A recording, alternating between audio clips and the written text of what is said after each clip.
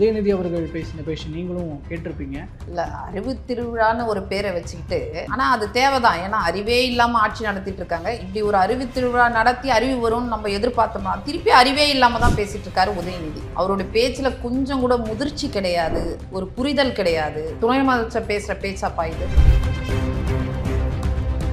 பெண்களுக்கு எதிரான குற்றங்கள் அதிகரிச்சிருக்கு, விவசாயிகள், இது மாதிரி எத்தனையோ விஷயங்கள் நீங்க பேசலாம், கொள்கை சார்ந்து பேசலாம், நிர்வாக ரீதியா பேசலாம். ஆனா நீங்க என்ன பேசுறீங்க? உங்க அப்பா இன்னைக்குதான் முதலமைச்சர், ஆனா எங்க எடப்பாடியார் உங்க அப்பாவுக்கு முன்னாடி முதலமைச்சர், அவர் வகித்த பதவிக்கு நீங்க மரியாதை கொடுக்கல. அவரை நீங்க கொச்சைப்படுத்துறீங்க, உங்க அப்பாவுடைய பதவியும் தான் நீங்க கொச்சைப்படுத்துறீங்க.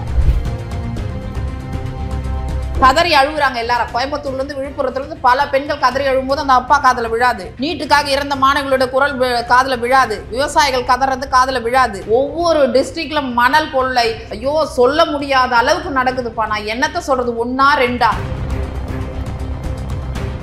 கண்ணியமே இல்லாம ஒரு குறுக்கு வழியில வந்துட்டு, வாரிசு அடிப்படையில வந்துட்டு, ஒரு மு.க. ஸ்டாலினோட மகன்ற அடிப்படையில ஒரு பதவிக்கு வந்துட்டு, அந்த பதவிக்கு கொஞ்சம் கூட மரியாதை கொடுக்காம பேசுறேன்னா உன்னோட பேச்சை என்ன நினைக்க முடியும்? இது அறிவு திருவிழா இல்ல, அறிவு கெட்ட திருவிழா. அவர்களோட கொள்கை, அவர்களுடைய செயல்பாடு, இதை பத்தி மட்டும் தான் நம்ம பேசணுமே தவிர தனி மனித தாக்குதல நடத்தினா ஜல்லடை போட்டு ஜலிச்சா ஒரு விஷயம் கூட தேராது. அரசியலே பண்ண முடியாது. நாங்க பண்ண ஆரம்பிச்சா உதயநிதி தாங்குவாரா?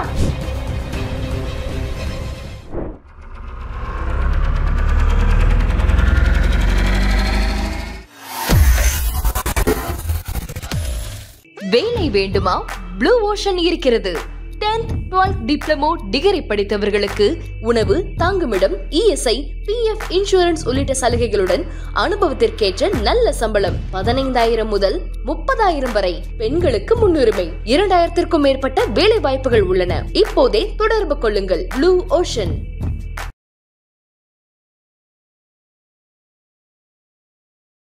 தமிழ் நேயர்கள் அனைவருக்கும் அன்பு வணக்கம். இன்றைய சிறப்பு நேர்காணலில் நம்மோடு இணைந்திருப்பவர் வழக்கறிஞரும் அதிமுகவினுடைய செய்தி தொடர்பாளருமான சிவசங்கரி அவர்கள். அவரிடம் தற்போது பேசுபொருளாக இருக்கிற அதிமுக சார்ந்த பல்வேறு விவகாரங்கள் குறித்து பேசியிருக்கிறோம்.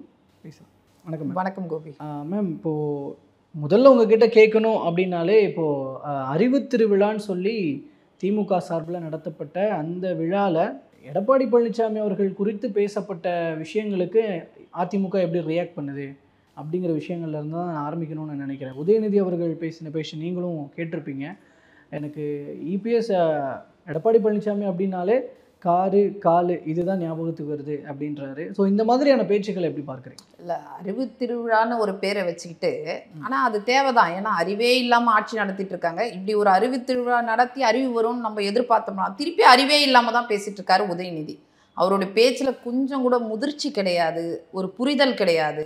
முன்ன நீங்கள் எதிர்கட்சியாக இருந்தீங்க, என்ன ஒன்றாலும் பேசலாம். ஆனால் இன்னைக்கு ஆளுங்கட்சியாக இருந்துட்டு, ஒரு அரசின் அதிகாரத்தில் இருந்துட்டு, ஒரு துணை முதலமைச்சர் பேசுகிற பேச்சாப்பா இது?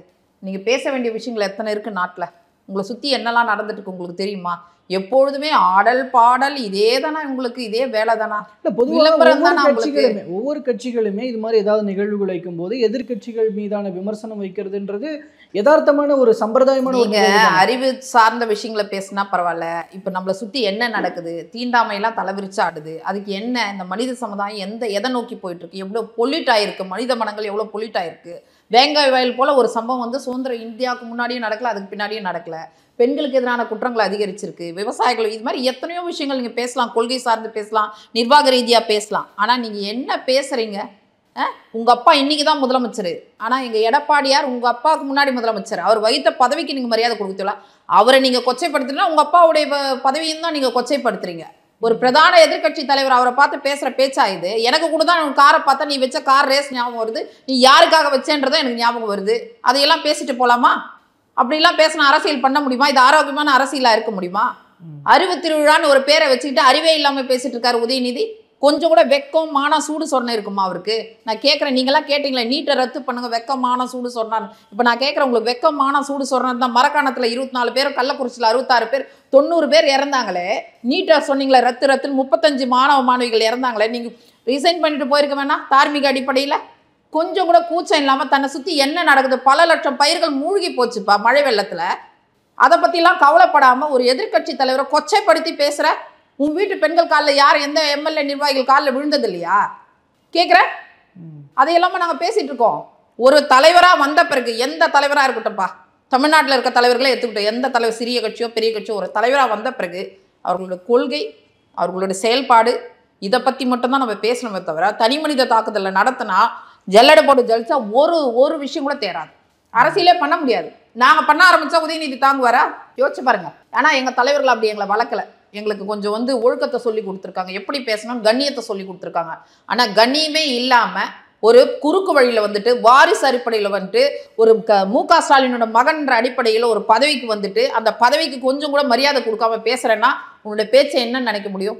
இது அறிவு திருவிழா இல்லை, அறிவு கெட்ட திருவிழா. இல்லை, இந்த விஷயத்தில் இப்போது நீங்கள் எப்படி இது சொல்கிறீங்களோ, இதே இன்னொரு பக்கம் அவங்க பேசினது மறைமுகமாக பெயர் குறிப்பிடாமல் பேசினது தமிழக வெற்றி கழகத்தை தான்.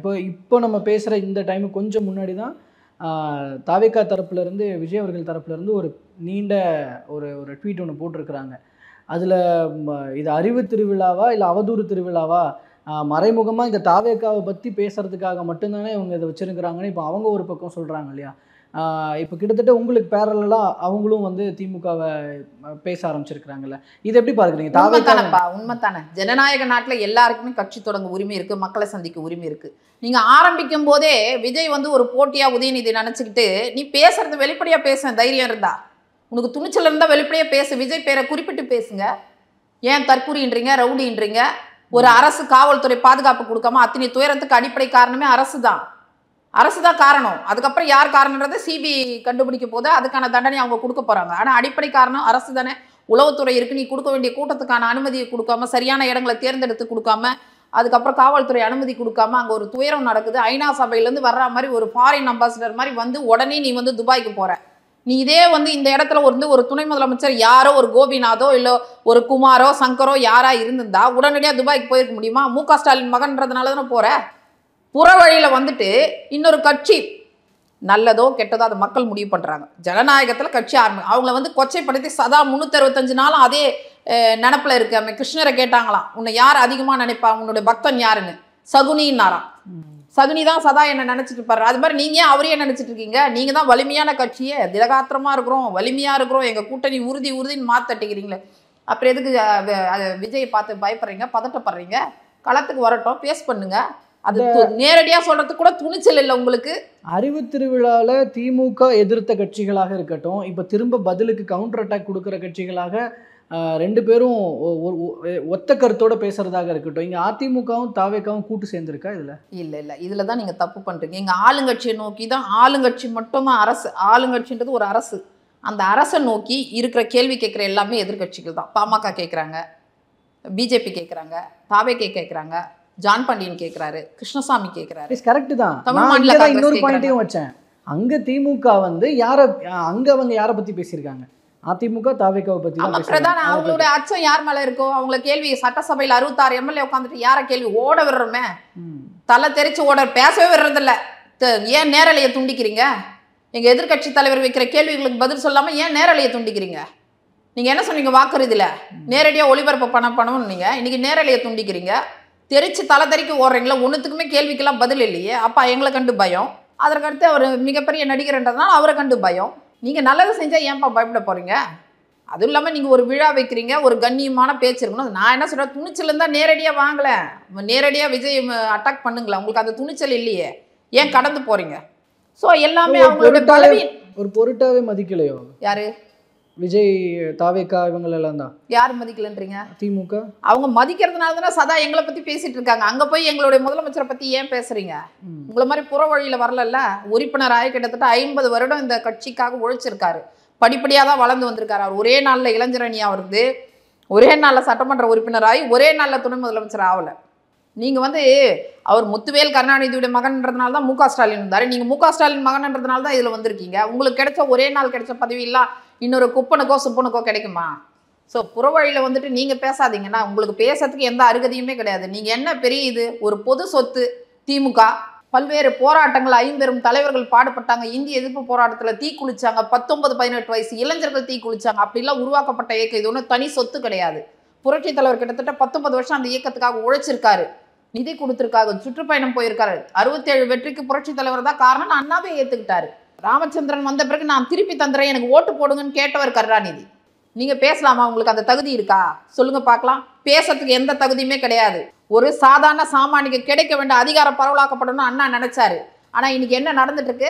மன்னராட்சி நடக்குது. ஆனா அன்னைக்கு மன்னராட்சி என்று சொல்லிட்டு மக்களாட்சி நடந்துச்சு. ஆனா இன்னைக்கு மக்களாட்சி மன்னராட்சி நடக்குது. இல்ல மன்னராட்சி பேட்டர்ன்ல நடக்குது. இல்ல மன்னராட்சியை பத்தி அந்த ஆட்சியில இடம்பெறுபவர்களே வந்து அதாவது ஒரு குடும்பத்தின் சொத்தாக இருக்கிறது அப்படின்னு அந்த கட்சியில இருக்கிற மற்ற நிர்வாகிகளே கவலைப்படலை. நீங்க ஏன் கவலைப்படுறீங்க? ஏங்க அததான் சொல்றேன். அது உங்களுடைய சொத்து இல்லைங்க. ராமதாஸ் உருவாக்கப்பட்ட கட்சி கிடையாது அது.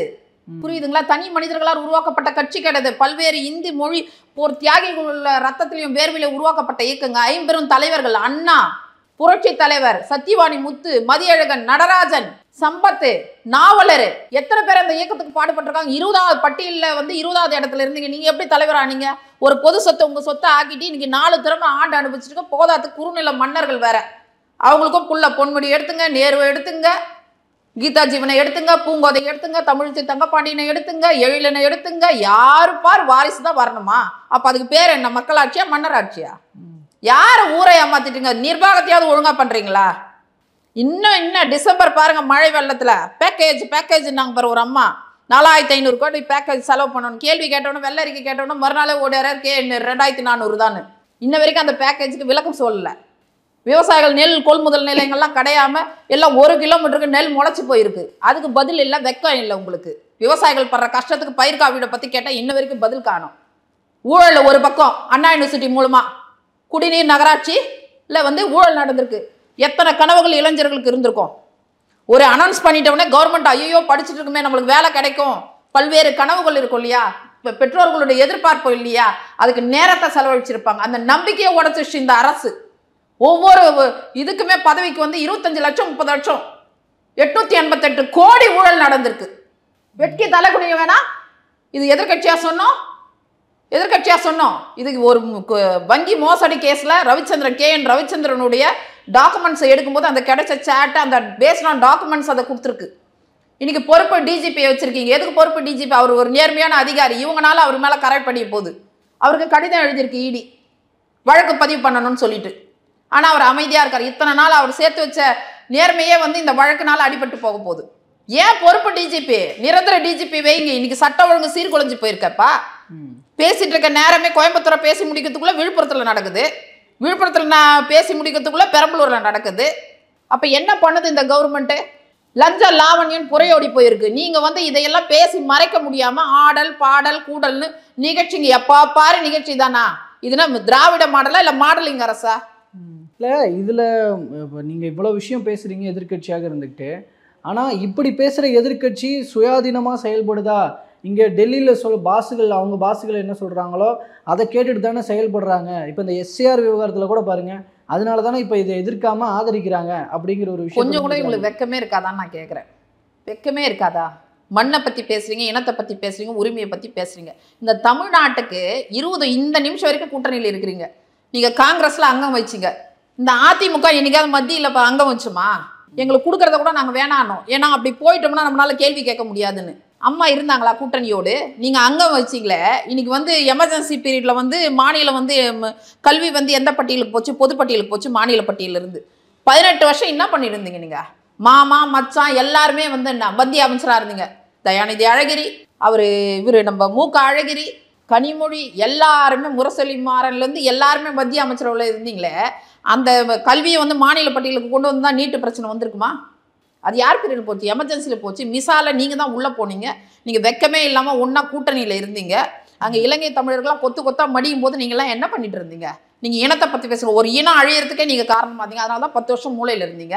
மண்ணை பற்றி பேசுகிறீங்க. ஹைட்ரோ கார்பனுக்கு யார் அனுமதி கொடுத்தது? இதே ஸ்டாலின் தான் கொடுத்தாரு. அதுக்காக இப்போ SAR எதிர்க்காம ஏங்க SAR வந்து யாருங்க இப்போ நாங்கள் வந்து ஆதரிச்சா இருக்கிறோம்? நாங்கள் தான் SARல இருக்கிற பிரச்சனையை சொல்லிட்டு இருக்கோம். SAR இப்போ நீங்கள் ஒரு பேட்டர்ன் இருக்குது இல்லையா? சிறப்பு திருத்தம்னா என்ன? அப்போ செத்து போனவன் பேர் இப்போ எதுக்கு இவங்களுக்கு பதட்டம்னா, எல்லா இடத்துலையும் செத்து போனவன், டபுள் நேமு, டிரான்ஸ்ஃபர் ஆனவன் எதையுமே நீக்காமல் குளத்தூர்லேயே 9000 ஓட்டை வச்சுன்னுக்குறாங்க. இந்த மாதிரி போலி வாக்கு திருட்டு பண்ணி ஜெயிச்சிடலாம்னு நினச்சிருக்காங்க. இப்போ SAR வந்தோடனே உங்களுக்கு பதட்டம் வந்துருச்சு.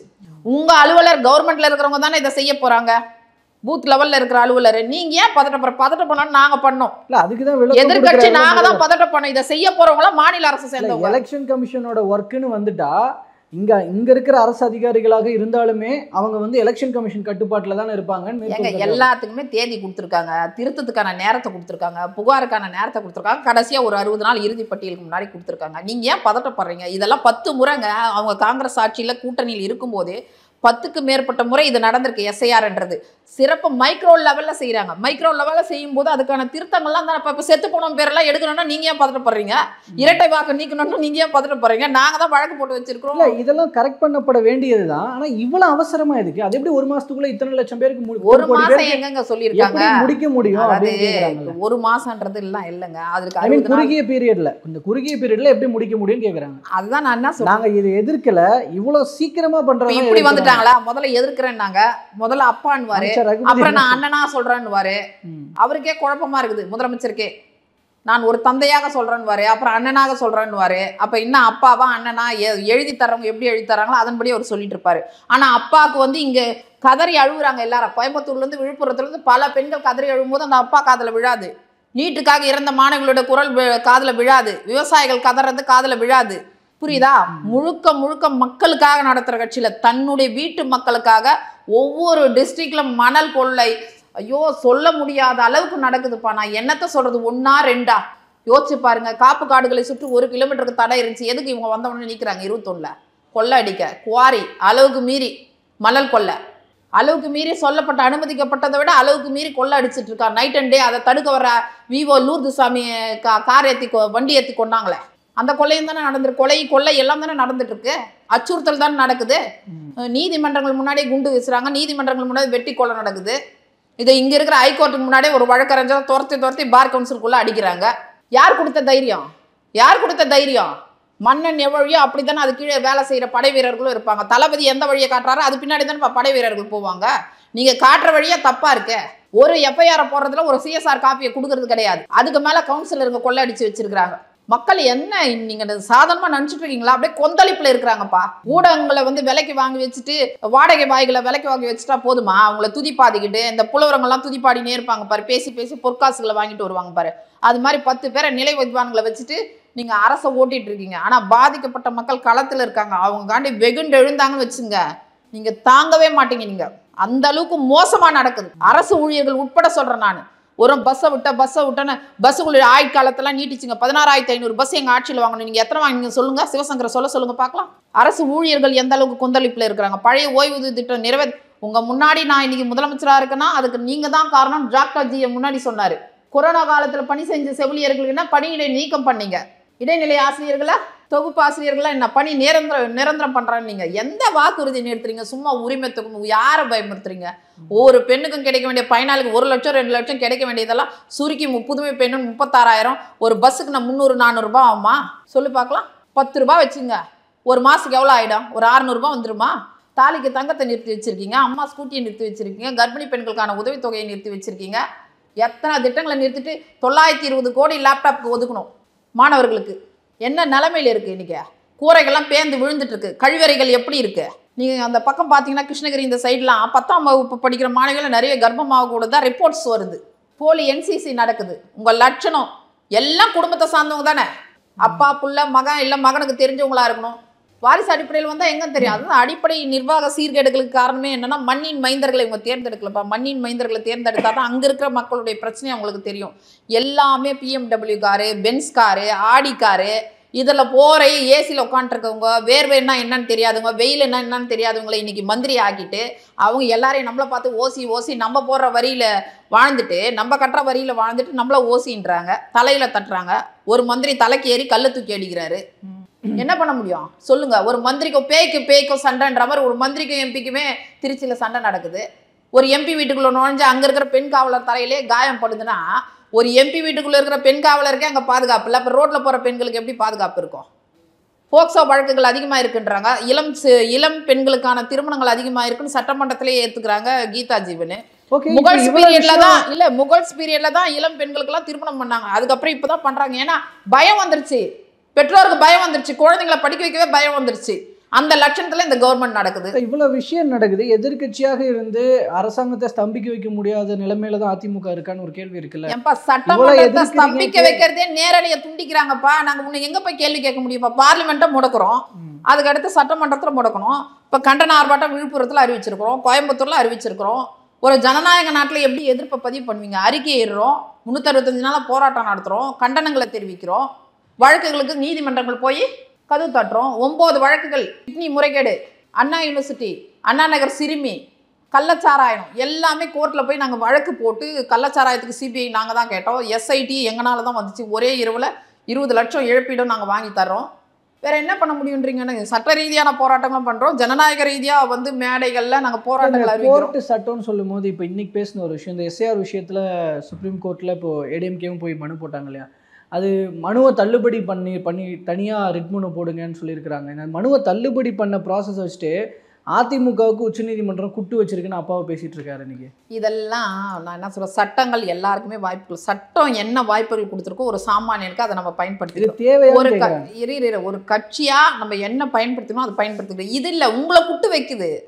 இப்போ 9 வழக்குகள் எஸ்ஐடிக்கும் சிபிஐக்கும் வந்து உத்தரவிட்டுருக்கு ஹைகோர்ட்டு பரிந்துரை பண்ணியிருக்காங்கன்னா, அப்ப மாநில அரசனுடைய போலீஸ் மேல நம்பிக்கை இல்லாதோடு தானே செஞ்சிருக்காங்க. உங்க மேல குட்டு திரும்ப திரும்ப வேடிக்கை பார்க்காதுன்றாங்க. இந்த அரசு செய்யற எல்லா விஷயத்தையும் வேடிக்கை பார்க்காது. அனுமதிக்கப்பட்ட நேரத்தை விட டாஸ்மாக் வந்து ஓடிட்டு இருக்கு. கிட்னி முறைகேடுக்கு கண்டனம் தெரிவிக்கிறாங்க. அப்புறம் உங்களுக்கு சாதகமாக வந்தால் நீங்கள் வந்து நீதிபதிகளை பாராட்டுறீங்க, இல்லைன்னா அவதூறு பேசுகிறீங்க. இதை வந்து பொறுத்திருக்க முடியாத நீதிபதிகள் கண்டனம் தெரிவிக்கிறாங்க. ஸோ உங்களுக்கு தொடர்ந்து குட்டு வச்சுட்டு இருக்கு நீதிமன்றங்கள், ஹைகோர்ட்டாக இருக்கட்டும், அது உச்ச நீதிமன்றமாகட்டும். அதனால நீங்கள் வெட்டி தலை குனியணும்ப்பா. சொல்ல போனால் அதிமுக வலிமையாக இருக்கா? ஏன்னா இப்போது சமீபத்தில் செங்கோட்டையன் உட்பட வெளியில் வந்தவங்கலாம் அகைன்ஸ்டாக பேசுகிறாங்க. கட்சியிலேருந்து நீங்கி போகிறவங்களாம் திமுகவில் போய் ஜாயின் பண்ணிட்டு இருக்கிறாங்க. கட்சி கொஞ்சம் கொஞ்சமாக கரைஞ்சிக்கிட்டு இருக்குன்னு ஒரு கேள்வி வருது. எத்தனை பேர்? 2 பேரா 3 பேரா? எத்தனை பேர்? முக்கிய புள்ளிகள் தானே. ஏன்னா முக்கிய புள்ளி பின்னாடி எத்தனை இல்லைங்க, இப்போ போனவங்க முக்கிய புள்ளின்றீங்களா? அந்த முக்கிய புள்ளி பின்னாடி எத்தனை ஒன்றிய செயலாளர், எத்தனை மாவட்ட செயலாளர், எத்தனை எம்எல்ஏ, எத்தனை எம்பி? இல்லை அதான் இப்போ நான் அதில் வந்து அங்கங்கே கொஞ்சம் கொஞ்சமாக ஜாயின் பண்ணுறேன். நான் மெயினாக சொல்கிறேன், இல்லை மருது அழகராஜ் அவர்கள் போனார்ல, அவர் கதை முன்னாடி இருந்தவர் தான். 8 வருஷம் ஆகிப்போச்சுப்பா அந்த கரெக்டு தான். அவர் இப்போ போய் சேர்றது, ஆனால் அவர் அதிமுகவினுடைய முகமாக தானே இப்போ வரைக்கும் ஃபீல் பண்ணிட்டு இருக்காங்க.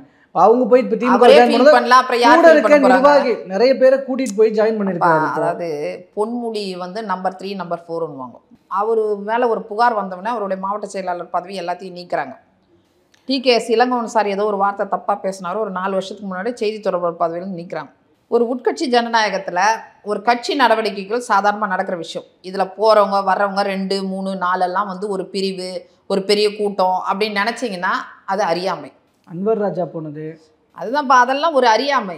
அவங்க பின்னாடி எத்தனை ஒன்றிய செயலாளர் போனாங்க, எத்தனை மாவட்ட செயலாளர் போனாங்க, எத்தனை எம்எல்ஏ போனாங்க. வைகோ அவர்கள் போகும்போது கிட்டத்தட்ட 40 மாவட்ட செயலாளர் வெளியே போனாங்க. ஆனால் அதே எந்த வாரிசு அரசியல் எதிர்த்தாரோ அதே வைகோ திரும்ப வந்து ஸ்டாலினை புகழ்ந்துட்டு இருக்காரு. இல்லை மேம், இப்போது அது ஒருத்தரா 2 பேரான்றத இடத்துல நீங்கள் சொல்கிறீங்க. ஆனால் அப்படி போகிற அந்த ஒருத்தரும் 2 பேரும் அப்போத்திலிருந்து கட்சிக்காக உழைச்சவங்களா இருக்காங்க. ஒன்று போகிறாங்க, இல்லை நீக்கப்படுறாங்க. இதெல்லாம் என் பலவீனம் தானே பார்க்கணும். இல்லை இது நீங்கள் என்ன பலமாக இருக்குன்னு ஒரு கேள்வி நடுவில் கேட்டீங்க. இன்றைக்கி 66 எம்எல்ஏக்களோடு சட்டமன்றத்தில் ஆளுங்கட்சியை பார்த்து கேள்வி கேட்கக்கூடிய இடத்துல இருக்க ஒரே கட்சினா அது அதிமுக.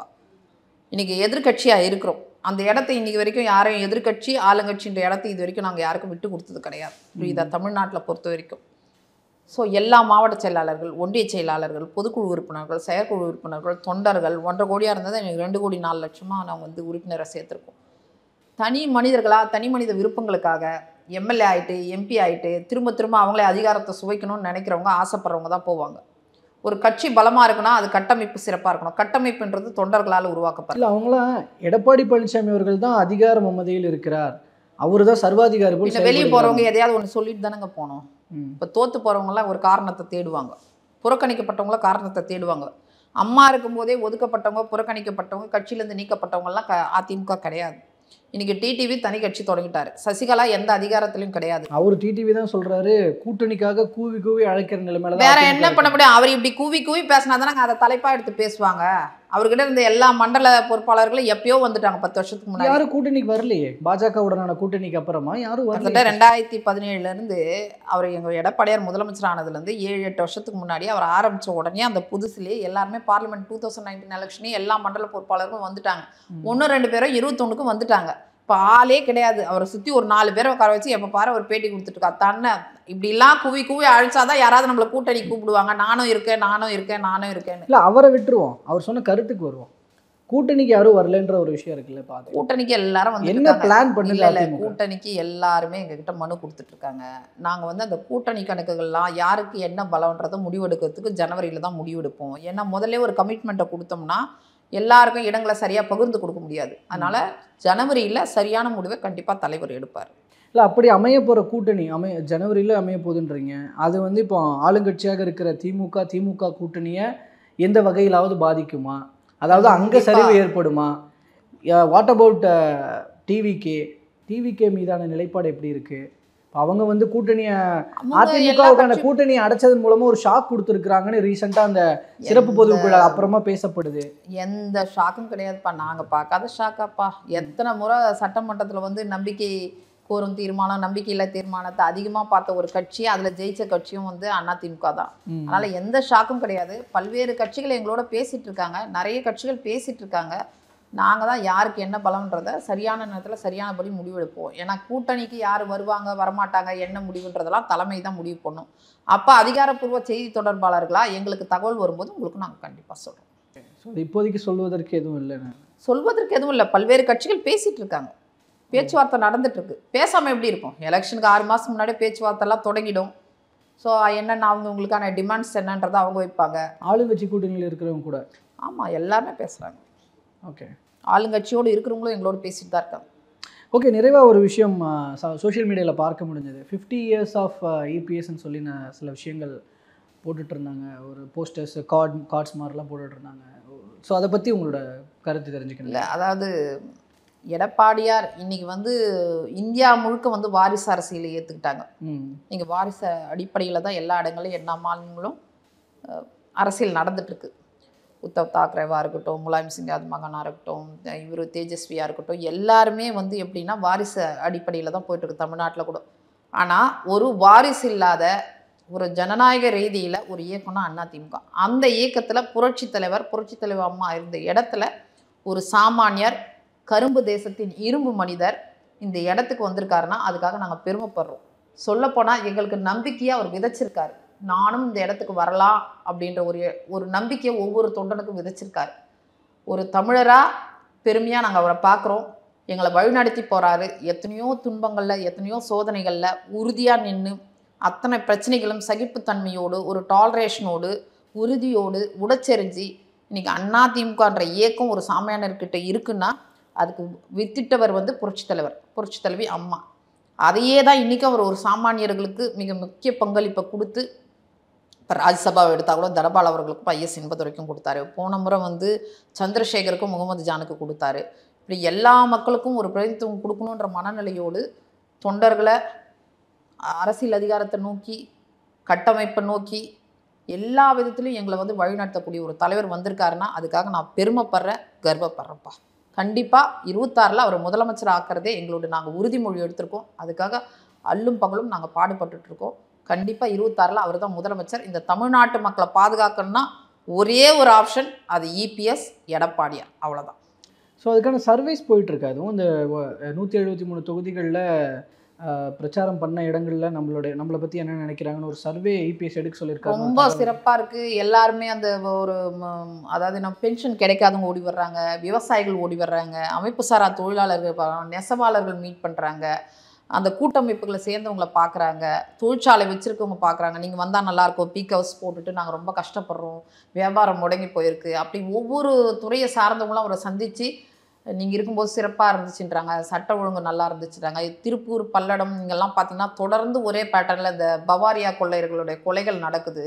அந்த தனியாருக்கு தம்பதிகளை குறிவைத்து கொலைகள் நடக்குது.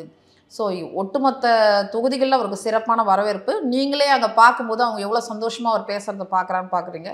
ஸோ எழுச்சியாக இருக்குது. அது புதிய நம்பிக்கையை எங்களுக்கு கொடுத்துருக்கு. பொறுத்திருந்து பார்க்கலாம். அடுத்தடுத்து முக்கியமான நிகழ்வுகள் நடக்கும். கண்டிப்பா கண்டிப்பா கண்டிப்பா. தற்போது பல்வேறு தகவலை பகிர்ந்து கொண்டமைக்கு நன்றி. நன்றி.